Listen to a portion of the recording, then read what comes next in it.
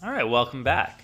So hopefully you came up with a solution. So the first thing we want to do is write a function is7, which checks whether or not the input is the number 7, and returns true if it is. And if it's not, we see we want an error, right?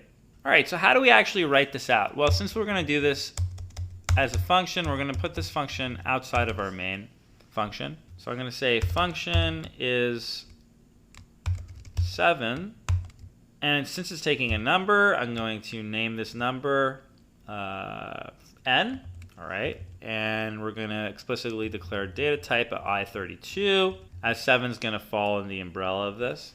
And remember, we mentioned that and OK are variants from the enum result.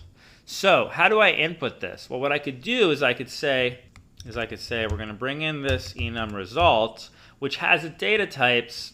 Error is going to be what? That's going to be a string, right? And OK is going to be what? It's going to be a Boolean. It's going to be true or false. So we want both. So I'm going to say Boolean, and we're going to bring in the string object. All right, so that's how you would bring in the multiple data types here. All right, let's make this a bit bigger. So what's the logic here? Well, we just want to see if n is the number 7. Right, so if I say if n is equal to 7, and we've done this before, so this should be pretty standard. What do we want to do if it is equal to 7? Well, we can return OK. Just OK. And look, it highlights. It knows it's a variant. So it's going to say OK. And what's the input in OK? Well, we want a true value. So remember, we want to return the Boolean. So we're going to say return OK. We're going to get true. This is an expression, so we can end it. Are we done? No, we're not done because we also have an else statement. We remember we want to return a string if it's false. So I'm going to bring in an else statement under here. So if it's false, we're going to return the error. And since we're bringing in a string object, we could say this is not 7, you know. But remember, we need a string literal for our output. So we're going to have to convert it to underscore string, this. And I don't need these indents, so just do that to show you so you can follow. And it looks like I have an extra delimiter, so I'm going to get rid of that. And this is the first part of the solution. All right. So we've got a function here that's now checking whether a number is 7, returns if it is, or throws an error if it isn't. But we're not done. Now we need to actually get this running. So we need to create a variable solution in the main function, sign the is7 function, and then test the outputs. So let's do that over here in the main function. So we're going to say let solution equal is7. And we can just run this, right? We can say is7, and what do we want to run? Let's test a number. Let's test 7. Okay? And we're going to unwrap, and let's print out the solution. Let's see if it actually will be what we think it's going to be. So I'm going to say the solution is, and we'll bring in the argument solution. Beautiful, beautiful. All right, let's run this code and see what happens. So I'm going to click on the run, and it looks like I'm getting an error.